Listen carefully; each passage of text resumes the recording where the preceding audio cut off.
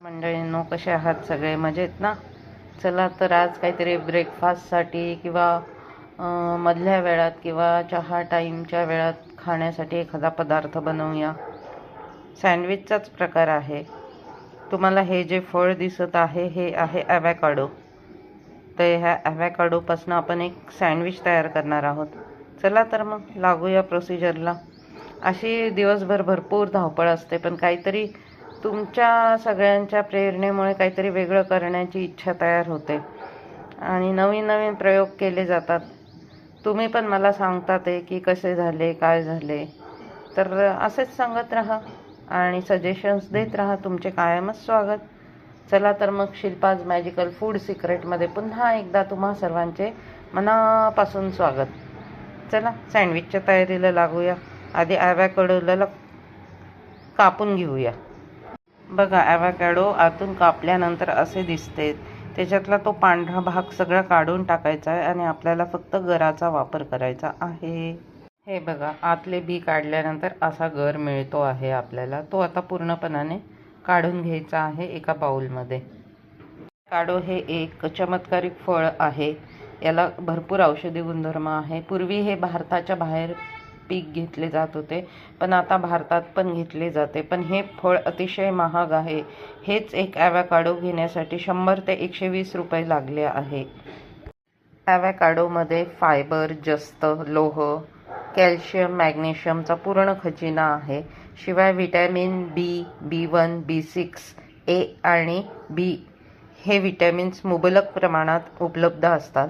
तसेच ज्यांना हाय BP आहे त्यांच्यासाठी हे फळ म्हणजे एक अमृत म्हणून उल्लेखले जाते. शिवाय बॅड कॅलेस्ट्रॉल कमी करून गुड कॅलेस्ट्रॉल वाढवण्यासाठी हे मदत करते व शरीरातली अतिरिक्त चरबी कमी करून शरीराला फॅट फ्री करण्याचे काम हे फळ करते. अर्थात हे फळ सौंदर्यवर्धक पण आहे.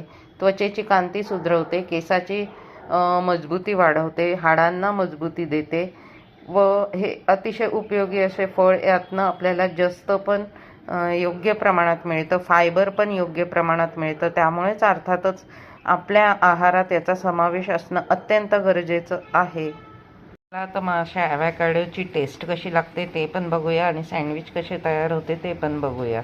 इथे आपण ॲव्होकाडो सँडविचसाठी हिरवी चटणी बनवून घेणार आहोत. त्यासाठी मी घेतलेला आहे पुदिन्याचे 10-12 पानं, कोथिंबीर त्याच्यापेक्षा जास्त प्रमाणात, एक हिरवी मिरची, थोडीशी मीठ चवीपुरते, असे थोडेसे पाणी घालून वाटण घट्टसर वाटून घेणार आहे व ही हिरवी मिरची छानपैकी तयार करणार आहे किंवा हिरवी चटणी. त्यात आता आपण आवडीनुसार शेंगदाणे भाजलेले घालून किंवा थोडेसे शेंगदाण्याचा कूट घालून ही चटणी परत बारीक करणार आहोत. रीतीने सँडविच बनवण्यासाठी आपण ब्रेड त्रिकोणी कट केलेले आहेत व मस्तपैकी फ्राय करून घेतलेले आहे. आता त्यावरती आपण बटर लावणार आहोत परत आणि हिरवी चटणी बनवलेली. तिने ॲव्होकाडोचा काढलेला गर आपण स्पूनच्या किंवा फॉकच्या साहाय्याने छानपैकी स्मॅश करू. अशा प्रकारे आणि पूर्ण एकजीव करणार आहोत तो गर. आता ॲव्होकाडो स्मॅश केल्यानंतर आपण त्यात चवीनुसार मीठ घातले आहे आणि कांदा आणि टमॅटो घालून घेणार आहोत व आता त्यात 3-4 थेंब आपण लिंबू पिळून घेणार आहोत. हे बघा, त्याने आणखीन टेस्ट छान होईल आणि व्हिटॅमिन C पण आपल्याला मिळेल. अर्थात पौष्टिकता आहेच. अशा रीतीने आपण ब्रेडवर पुदिन्याची चटणी सगळीकडे छानपैकी स्प्रेड करून घेतलेली आहे की ज्यात मी शेंगदाण्यांचा पण वापर केलेला आहे. आता आपण यावर ॲव्होकाडो सँडविचचे सारण पसरवणार आहोत.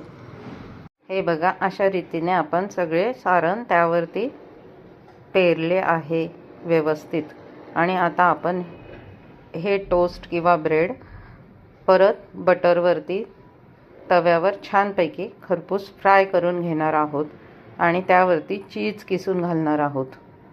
अशा रीतीने आपण ह्या ब्रेडवर किंवा टोस्टवर चीज किसून घेतले आहे व कोथिंबीर घातली आहे.